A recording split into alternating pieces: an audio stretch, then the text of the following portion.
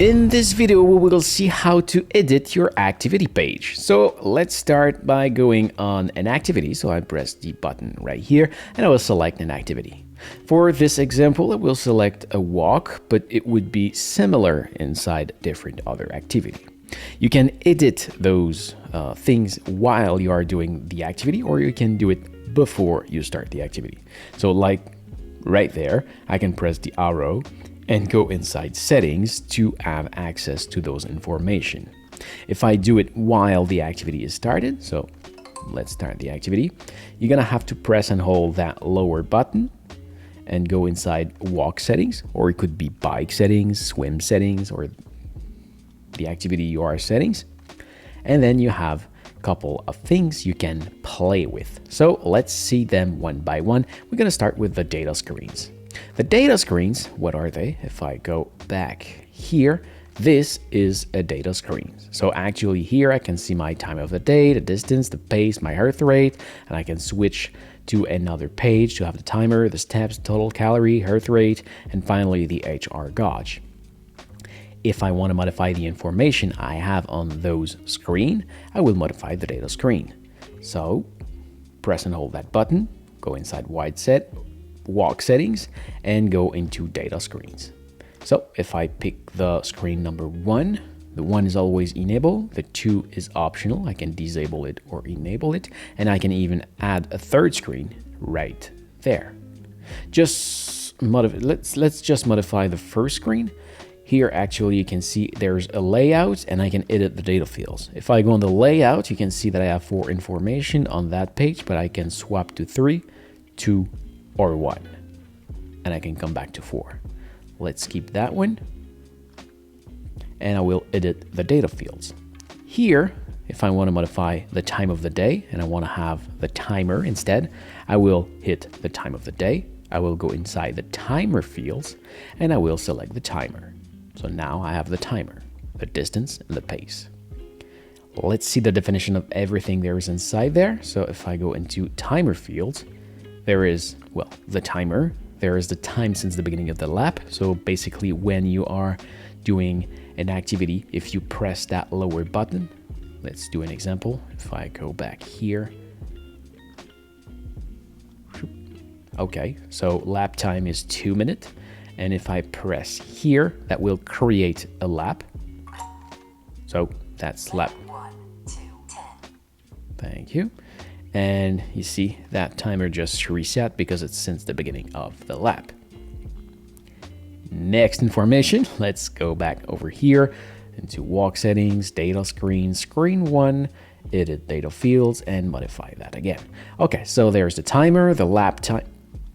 There is the timer, the lap time, the time of the previous lap, the average lap time, and the elapsed time. What is the difference between elapsed time and timer?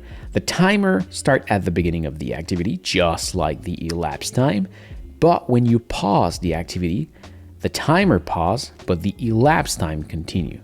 So if you do a 30-minute activity, you pause for 15 minutes and do another 15 minutes, the timer would be at 45 minutes, but the elapsed time would be at 1 hour.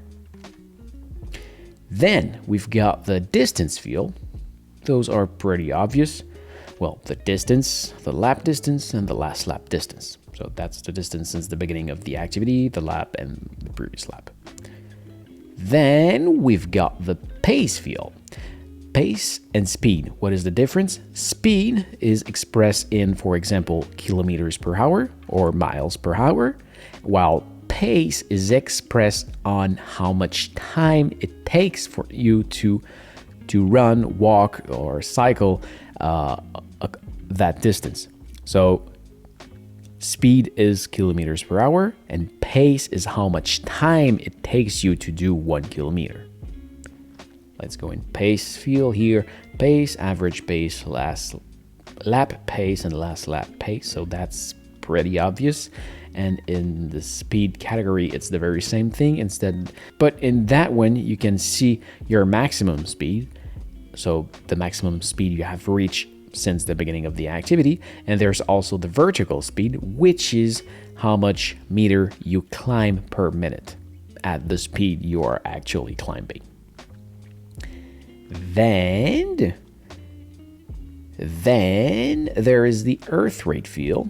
So here we're going to have your earth rate, your average earth rate, your earth rate zone. What is a zone? If I go back here to go to the gauge, we can actually see my earth rate. And you see that little bar? It's because I didn't even yet reach the zone 1. That's zone 1, 2, 3, 4, and 5.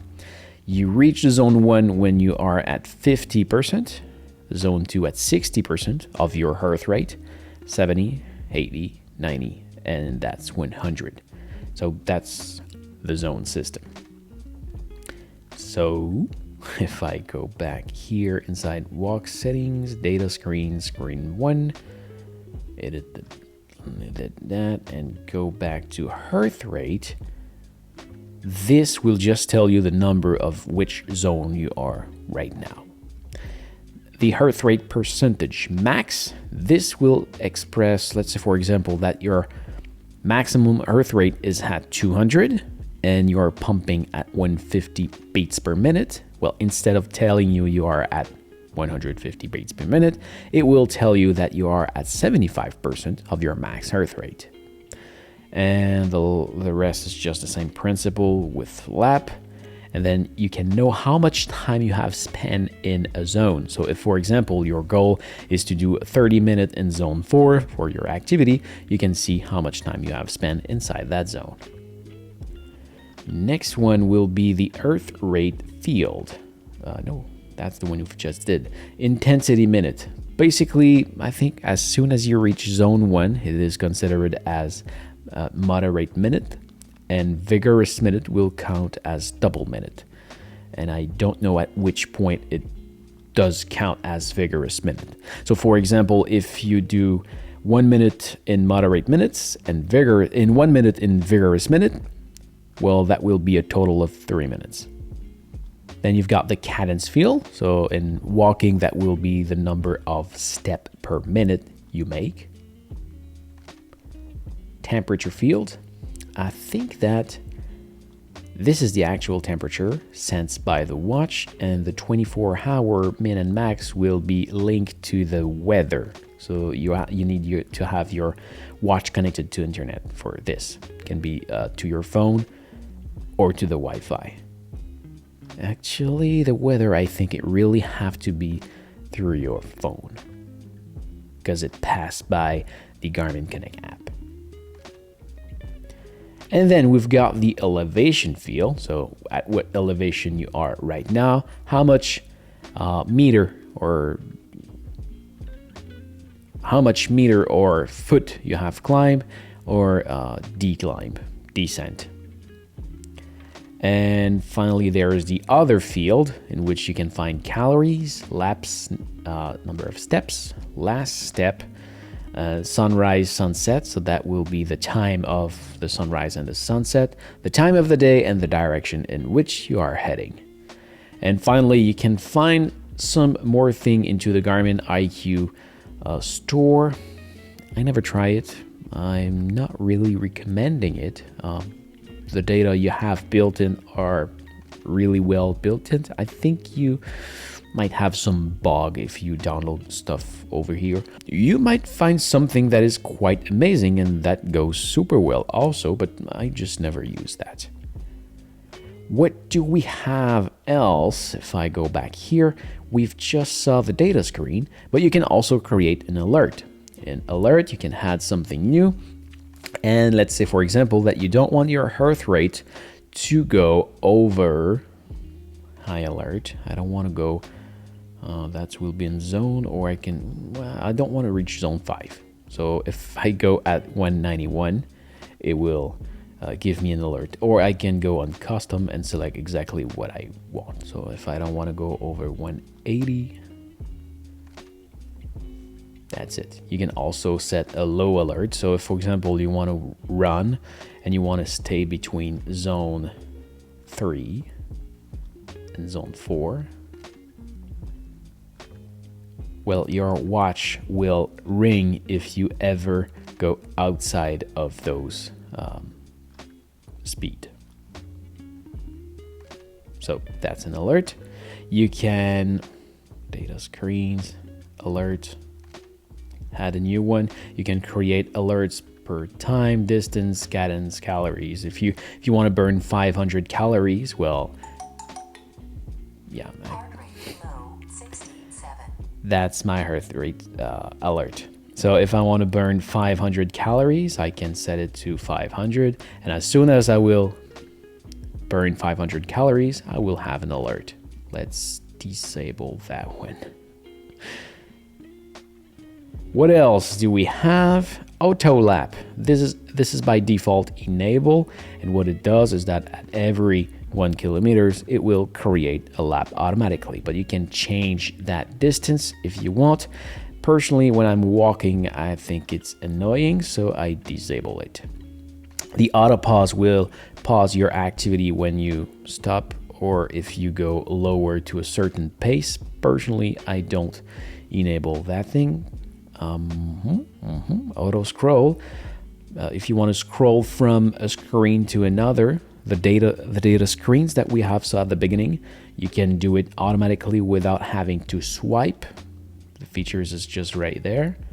Then we've got broadcast earth rate right there. If you enable that, basically, for example, if you are running on the thread miles, that can get your heart rate, or if you are cycling on a bicycle station, well, you can share your actual earth rate to another device if this is enabled. GPS is actually on all system, but by default is on, where am I? GPS only. So you can disable the GPS, you can have GPS only or all systems.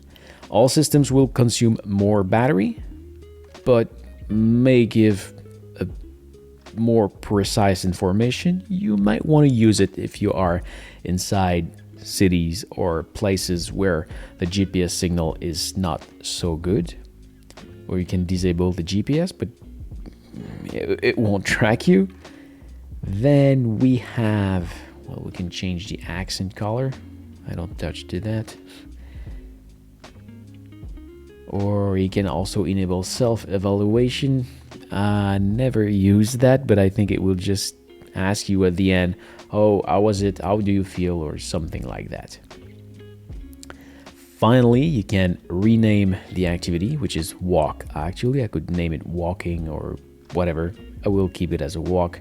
And that's pretty much all the settings that we had to see inside an activity. So I hope this was helpful.